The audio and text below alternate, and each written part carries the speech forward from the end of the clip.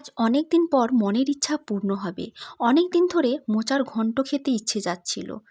তো আমি পুকুরের পাড়ের দিকটায় এসে দেখলাম আমাদের এই কলা বাগানে বেশ কয়েকটা গাছে কলা ফুল ধরে আছে।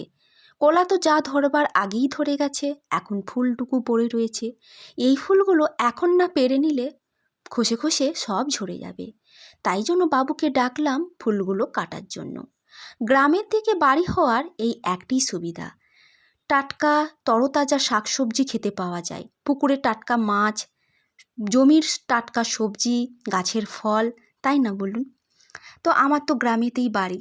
এই যে বাবু এসেছে একটা লাঠি নিয়ে এই ফুলগুলোকে কাটতে। ফুলগুলো কাটা হয়ে গেছে, আর এই যে দেখুন সামনেই একটা পুকুর আছে, পুকুরেতে পড়ে গেছে। চলুন ফুলগুলো কুড়িয়ে নিয়ে মাকে দিই, আর মা আজকে কেটে বেছে রান্না করুক। তো রান্নাবান্না হয়ে গেছে, দুপুরের খাবার খেতে বসে গেছি। এই বাটিতে যা যা সবজি শাক দেখছেন সবই আমাদের জমিতে লাগানো, নয়তো কিছু কিছু আত্মীয় বাড়ি থেকে এসেছে।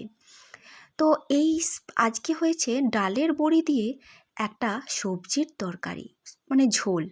এটা এত সুন্দর খেতে হয়ে গিয়েছিল না, যে কি বলবো।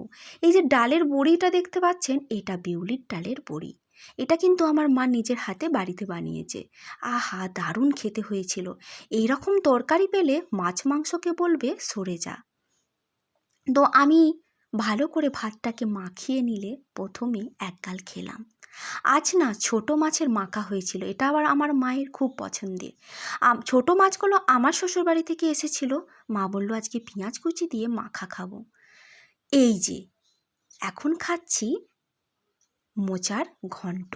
এই মোচার ঘন্টটা আজকে রান্না হয়েছে ডাল দিয়ে, কোনো মাছের মাথা বা চিংড়ি মাছ দিয়ে নয়।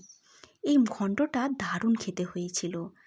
আমার মায়ের বানানো গা ঘি আর গরম মশলা দিয়ে রান্নাটা করেছিল, সত্যি দুর্দান্ত।